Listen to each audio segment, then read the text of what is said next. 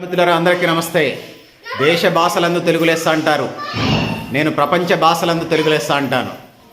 మనం ఎన్ని పుస్తకాలు చదివినా, ఎన్ని గ్రంథాలయాలు తిరిగినా, మనం ఇక్కడ నేను చూపించే భాష వస్తే, ఈ అక్షరాలు వస్తే ఆడు లిటరేట్ అక్షరాస్యుడు కింద ఆ నుంచి బండిరా వరకు దాంతో పాటుగా ఇక్కడ తలకట్టు గుడి, తలకట్టు దీర్ఘం గుడి, గుడి దీర్ఘం కొమ్ము ఇవన్నీ ఉన్నాయి.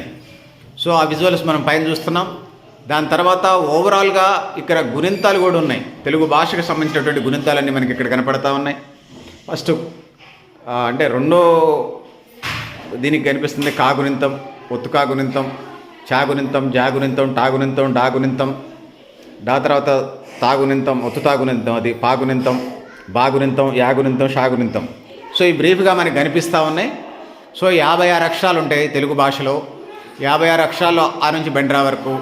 అందులో దానికి సంబంధించిన పైన కనిపించేటువంటి 2 బ్లాక్ లైన్లో కనిపించేవి తలకట్టు, గుడి, గుడి దీర్ఘం. సో మనం చదువుకోవడం పిల్లల హక్కు అంటున్నాం. పిల్లలే కాదు, వేతన విద్య కూడా నడుస్తుంది. చదువుకునే హక్కు ఈ దేశం అందరికీ కల్పించింది. రాజ్యాంగం ప్రకారం అందరూ చదువుకొని ప్రయోజకులు కావాలి. గవర్నమెంట్ ఉద్యోగాలు రావచ్చు, రాకపోవచ్చు.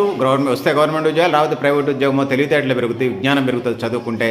మనం అందుకోసమే చదువే విజ్ఞానం అంటున్నాము, ఉపాధి కూడా అంటున్నాము ఇవాళ రేపు. అందుకోసం ఖచ్చితంగా చదువుకోవాలి. తెలుగు భాషకు సంబంధించి ఇవి ఇక్కడ మనం చూపించే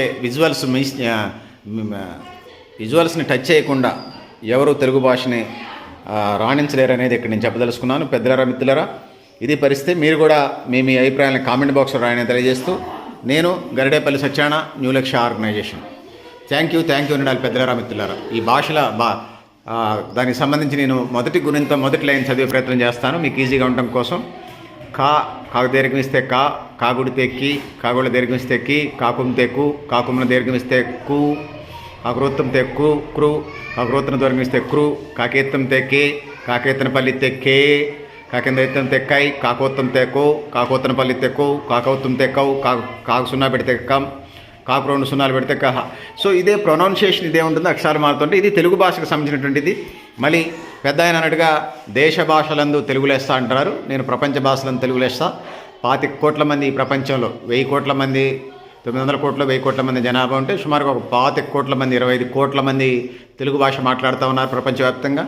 సో తెలుగు భాష అనుబంధంగా దక్షిణ భారతదేశంగా తమిళ కానీ, కన్నడ కానీ, ఇతర భాషలు అన్నీ కూడా అనుబంధంగా ఉంటాయి. ఇది మాతృభాష అనేది అమ్మ భాష, తీయనైన భాష, తేనెలూరే భాష, అమ్మ పాల వంటి కమ్మనైన భాష. సో అదనపు భాష అది హిందీయా, ఇంగ్లీషా, అది ఉపాధికి సంబంధించినటువంటి భాషగా నేను చెప్పదలుచుకున్నాను. సో అమ్మ భాషతో పాటు ఉపాధి కూడా అవసరమే కాబట్టి సో ఆ విధంగా ముందుకెళ్లాల్సిన అవసరం తెలియజేసుకుంటూ, సో పెద్దలారా, మిత్రులారా, మీరు కూడా మీ అభిప్రాయాన్ని కామెంట్ బాక్స్లో రాయని తెలియజేస్తూ, నేను గరిడేపల్లి సత్యాన, న్యూ లక్ష్య ఆర్గనైజేషన్. థ్యాంక్ యూ ఉండాలి పెద్దలారా, మిత్రులారా.